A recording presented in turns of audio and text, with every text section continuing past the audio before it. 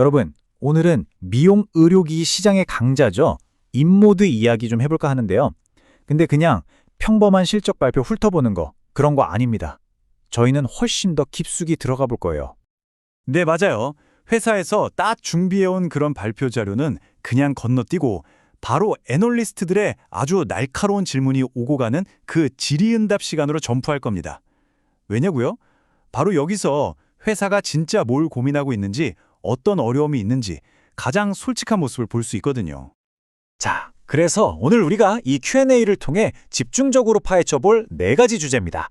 시장 전망은 어떤지, 신제품은 뭐가 나오는지, 해외 사업은 잘 되고 있는지, 그리고 리더십의 변화는 왜 있었는지 바로 시작해보죠.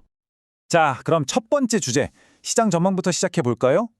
역시나 애널리스트들의 첫 질문은 이거였어요.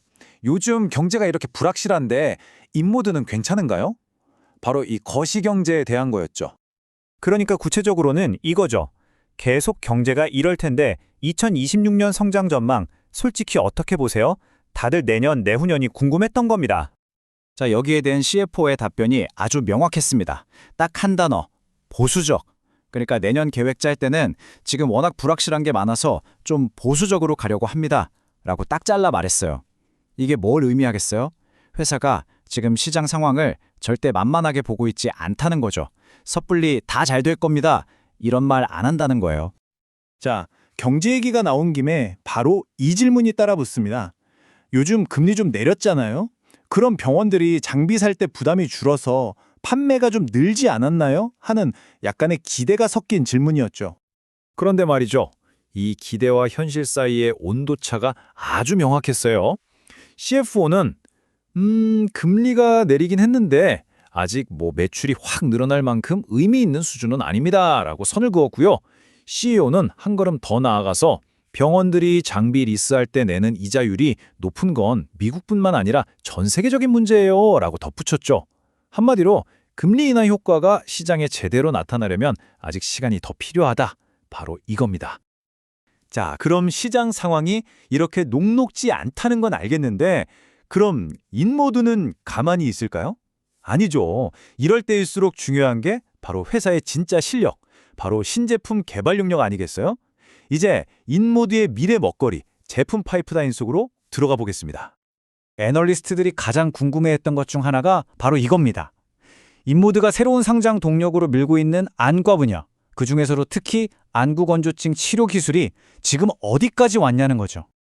여기에 대해서 CEO가 아주 구체적인 5단계 로드맵을 착착 제시합니다. 먼저 이 레빗이라는 핸드피스 안전성 테스트는 이미 끝냈고요. 내년 초에 바로 임상 연구 시작해서 2분기까지 결과 마무리하고 그 데이터를 FDA에 제출해서 최종적으로 2026년 하반기에는 공식 승인을 받아내겠다.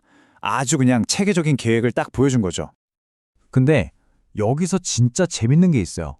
인모드가 이 최종 승인이 날 때까지 그냥 손 놓고 기다리는 게 아니라는 겁니다.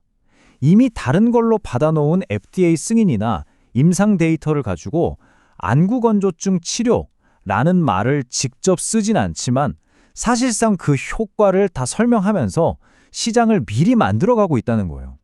야, 이거 정말 똑똑한 전략 아닌가요? 자, 관심이 당연히 안과에만 머무를 순 없겠죠? 그거 말고 또 뭐 새로운 거 없어요? 하는 질문이 바로 나왔습니다.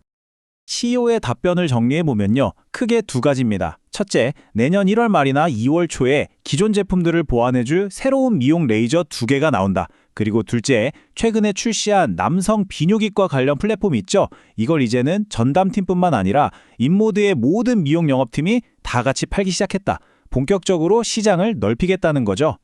이렇게 시장이 어렵고 장비 판매가 좀 주춤하다고 해도 인모드의 진짜 저력을 보여주는 숫자가 있습니다. 바로 23만.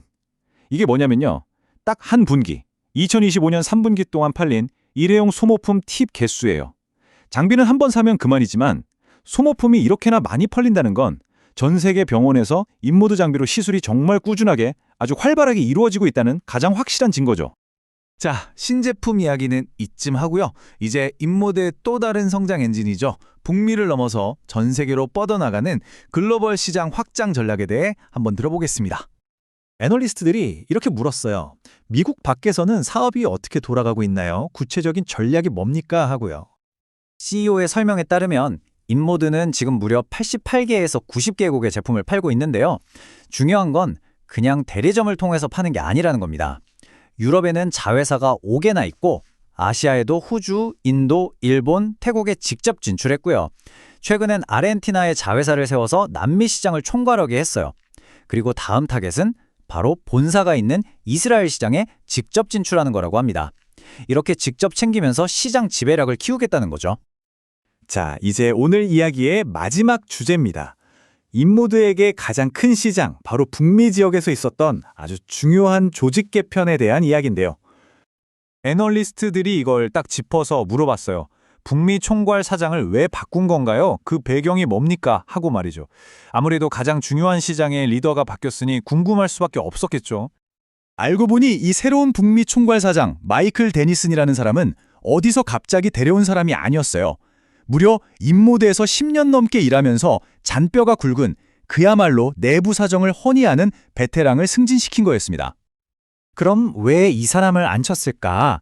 그 전략적인 목표가 아주 명확했습니다. 이전에는 미국 동부, 서부, 그리고 캐나다 이렇게 조직이 나뉘어 있었는데 이걸 그냥 북미라는 하나의 덩어리로 묶어서 한 명의 리더 밑에서 일사불란하게 움직이게 만들겠다는 거예요. 한마디로 효율성을 끝까지 끌어올리겠다는 거죠. 자, 오늘 애널리스트들과의 Q&A를 통해 우리가 확인한 인모드의 속내 한번 정리해 볼까요? 첫째, 시장 전망은 보수적으로 보고 있다. 둘째, 하지만 안과 분야를 필두로 한 신제품 파이프라인은 아주 쌩쌩하게 돌아가고 있다. 셋째, 해외 시장은 직접 진출로 계속 확장 중이다.